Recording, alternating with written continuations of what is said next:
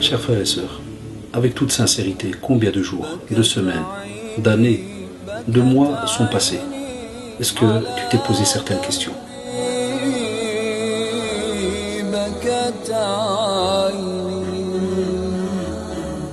Combien d'erreurs ont été commises? Combien de péchés?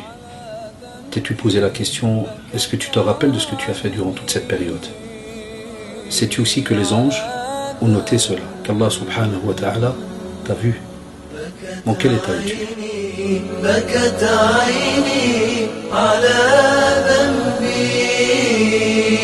Remets-toi en question. بسم الله الرحمن الرحيم إن الحمد لله نحمده تعالى ونستعينه ونستغفره ونعوذ بالله من شرور أنفسنا ومن سيئات أعمالنا من يهده الله فلا مضل له ومن يضلل فلا هادي له وأشهد أن لا إله إلا الله وحده لا شريك له وأشهد أن محمدا عبده ورسوله وبعد أيها الإخوة والأخوات السلام عليكم ورحمة الله وبركاته. Un sujet qu'il est important de rappeler aussi, Inch'Allah, lors de notre rencontre de ce soir avec nos jeunes et même des fois nos petits frères, c'est tout ce qui tourne autour de nous par rapport à la drogue, la boisson, donc l'alcool.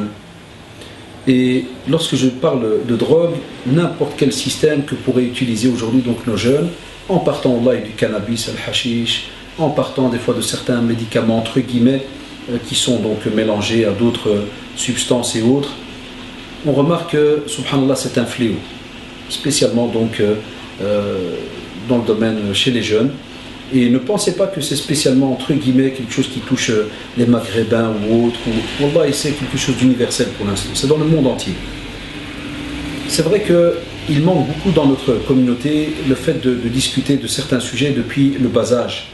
Quand je dis le bas âge, il y a, alhamdoulilah, des moments très très importants, comme par exemple lorsque l'enfant va s'approcher de l'âge de l'adolescence, on lui parle souvent de petits sujets, attention à l'école, tu vas aller en secondaire, tout ça. Mais quand il est petit, des fois même quand il est petit, on peut vous dire qu'il y a certains sujets qui préviennent, comme par exemple lui parler de la santé, de lui expliquer justement quelle est l'importance de ce corps qu'Allah subhanahu wa ta'ala t'a donné. Alladhi khalaqaka fasawwaka fa'adalak. Alladhi khalaqaka fasawwaka. Tout subhanallah, Allah subhanahu wa ta'ala t'a créé. Il a parfait ta création. Et subhanallah, dans une autre tradition, il te dit même que kasr al-idam, tu vois, le fait de casser l'os du musulman, même en étant mort, c'est interdit chez l'islam. Et puis les savants, ils ont été plus loin, tout ce qui est les dons d'organes. C'est tous des travaux, subhanallah, il y a des travaux de doctorat incroyables chez les grands savants pour savoir comment est-ce qu'on peut faire, et à qui et comment. Il y a des exceptions, il y a un tas de sujets. Pour vous montrer, subhanallah, l'importance de ce corps humain. Il ne t'appartient pas, tu ne peux pas en faire ce que tu veux. Vous me direz maintenant, vous êtes en train de nous parler, mais on est peut-être à l'aise. Naam, c'est ce qu'on appelle prévenir. Vaut mieux prévenir que guérir. Parce que si on va parler franchement et clairement, ceux qui sont déjà dans le domaine vraiment de la drogue, ils ont besoin d'une aide, mais d'une aide très spécifique. Ce n'est pas tout simplement en s'asseyant comme ça et en leur parlant, disant Allah, chers frères, la drogue elle est haram. Vous savez très bien qu'il va vous entendre au moment même, mais lorsque son corps va lancer quelques alarmes pour lui dire écoute la dose, c'est l'heure, il faut absolument donner ce qu'il y a besoin pour ce petit corps. Vous savez qu'à l'intérieur ça devient jahannam, c'est du feu, ça brûle, comme il nous le raconte, certains jeunes, qu'Allah les guérisse, et qui osent encore nous expliquer comment ça se passe. À ce moment-là, subhanallah, on vous dit alors, essayez, chacun d'entre nous, Allah, a des amis, des frères et sœurs, des proches. J'ai bien dit sœurs, parce que vous serez étonnés, lorsqu'on parlait de la cigarette il y a quelques années, il y avait un stéréotype qui nous faisait croire ou comprendre qu'il n'y a que les garçons qui fument. Wallahi, ces derniers temps, on en voit, même voilés ou pas voilés, qui fument. Wallahi, des fois même, avant on avait le stéréotype barbu, c'est un petit frérot. On voit aujourd'hui tout le monde. Ça touche tout le monde. Quand je dis tout le monde, pas dans ce qu'on appelle la généralité par rapport à la population, mais toutes les sphères. Soi-disant pratiquants ou ceci ou cela, puis des fois tu trouves même des frères qui viennent à la mosquée, ils prient souvent, et subhanallah, ils n'osent pas te le montrer, jusqu'à un jour tu vois de loin où ils fument. Quand tu lui dis subhanallah frère, moi je te vois toutes les semaines, les conférences, quand tu fumes, subhanallah, tu entends, Akhirullah, je suis un nerveux, je suis répète des murs. Wallahi, tu sens que tu as les nerfs, répète des murs. Il y a assez d'endroits, subhanallah, où même l'État belge se plaint que certaines communes n'arrivent pas, entre guillemets, même eux ils se plaignent qu'il y a des détritus qui sont jetés un peu partout. Et vous savez très bien, quand je dis des détritus jetés un peu partout, il y a des endroits, des terrains vagues et autres. Vas-y là-bas, mon shot, vas-y, tape dans l'herbe et tout ce que tu veux, dans le sol.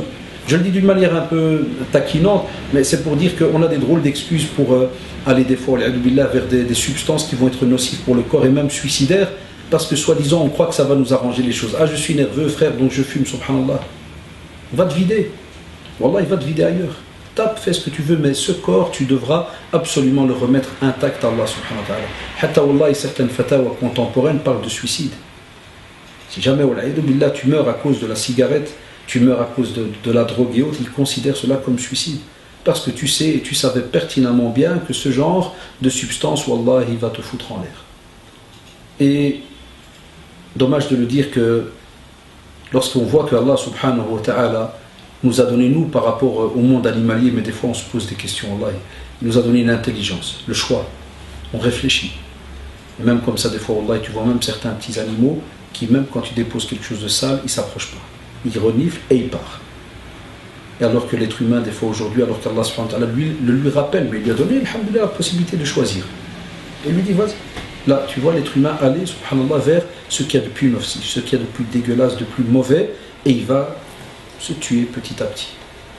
Tu lui demandes, subhanallah, 5 euros, fi sabilillah, comme j'ai dit dans le cours de la fois passée, tu vas lui demander pour une sadaqa jariya, par exemple, 5 euros pour une mosquée. Wallahi, je le vois des fois dans certaines mosquées, il va ouvrir sa bouche pendant un quart d'heure. Mais dès qu'il sort de la mosquée, il va 20 mètres plus loin, il ouvre une cigarette. Ah, le fou.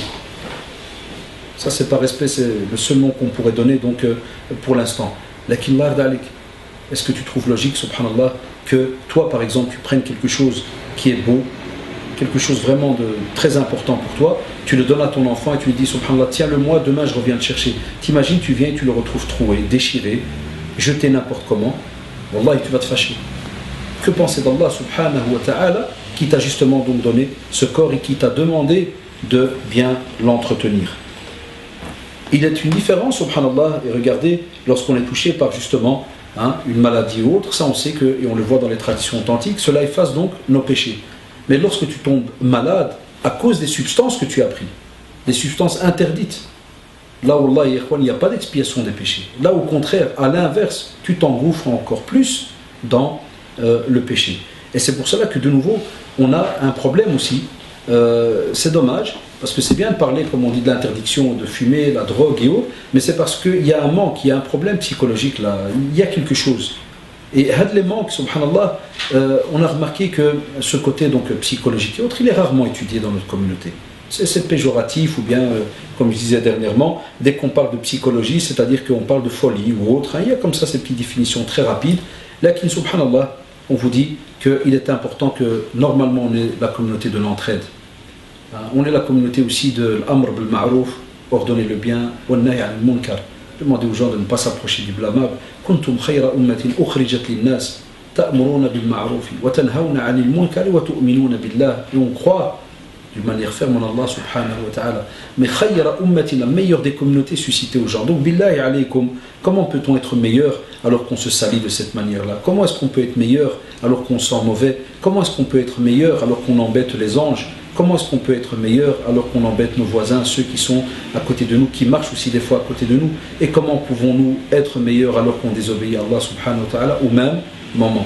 Lui il te demande de l'adorer et toi tu prends de l'argent, tu les crames et en plus tu fous en l'air ce corps qui wallah il ne t'appartient pas comme on te l'a rappelé dès le début. C'est pour cela que il faut absolument, quand quelqu'un sent que la fréquentation par exemple, parce que souvent le problème de drogue a commencé en général par la fréquentation, des fois par les problèmes subis, des fois on subit certains problèmes et certains s'attendent à Allah, ils voient un peu leur faiblesse et il lui fait croire que si tu prends telle et telle substance, wallah, tu vas aller mieux.